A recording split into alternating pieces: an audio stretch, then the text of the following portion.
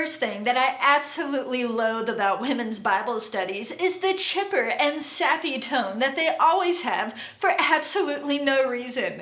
So let's stop that right now.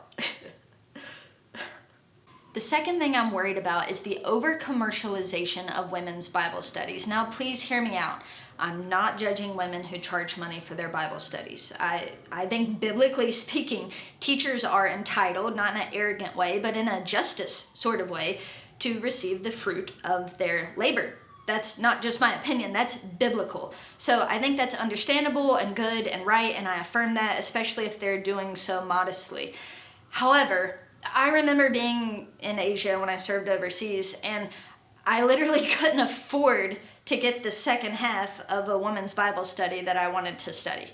That's a problem. So while some women are going to charge, and that's great, on the horizon of high quality women's Bible studies, we have to have some people who are supplementing those high cost Bible studies with low cost or free Bible studies.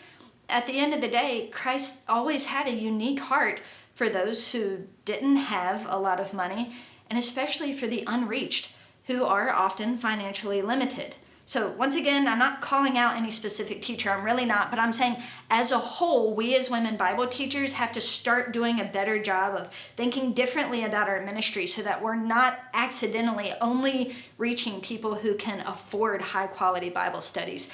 It just doesn't reflect the heart of Christ. Number 3, a lack of education. Now hear me out.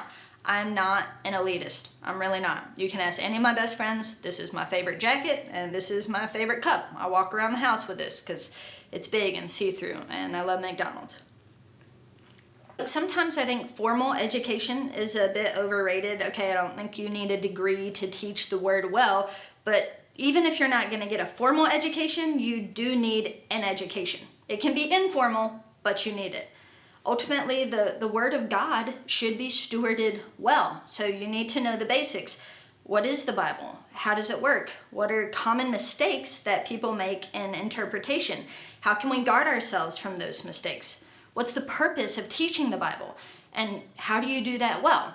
We need to know these basic things in order to teach the Word well. Now, if you want to see my answers to a lot of those questions, you can watch my next video. But my point is, for now, even if we're not going to get a formal education, which is totally fine, we still need to have high standards for women Bible teachers.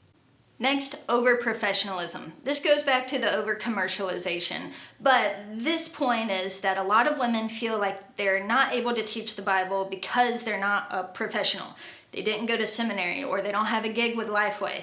And I would love for us to just punch that idea in the face with all we've got. Look, throughout all of world history, the backbone of the church movement has been ordinary people with the Spirit of God and the Word of God. You do not need to be a professional to teach the Word with faithfulness. Now, you need to work hard and you need to do it well, but you do not need to be a professional. So we have got to kill that myth. Next is the lack of delegation. Look, I love teaching the Bible and I love that women love to teach the Bible. But at the end of the day, the local church is supposed to be the primary place where we receive spiritual nourishment from our leaders. In Titus 2, Paul says it so clearly that he wants every church to have these older women who are teaching what is good to the younger women. That surely means the Word of God. I seriously doubt he means Oprah's book club. So my point is, yes, every once in a while, sure, watch Jen Wilkin or Jackie Hill Perry. Like, these are great women to watch, and you can watch my videos. But at the end of the day, even though a babysitter is really great, you need a mother. And although it's really nice to go and eat out at a restaurant, ultimately you need to thrive from home-cooked meals. So the last thing I don't love about women's Bible studies is this lack of delegation. Sometimes the way that we run our women's Bible studies almost makes women dependent on something outside of their local church, and that is not God's design for the best way to feed our souls. Hopefully this video was helpful. If you're interested in learning more about how to teach the Bible, make sure you subscribe to our channel. Also, if you're looking for a free, high-quality women's expositional Bible study, me and some of my buddies just put one together. It's through the book of 1 Timothy, so make sure you check that out as well.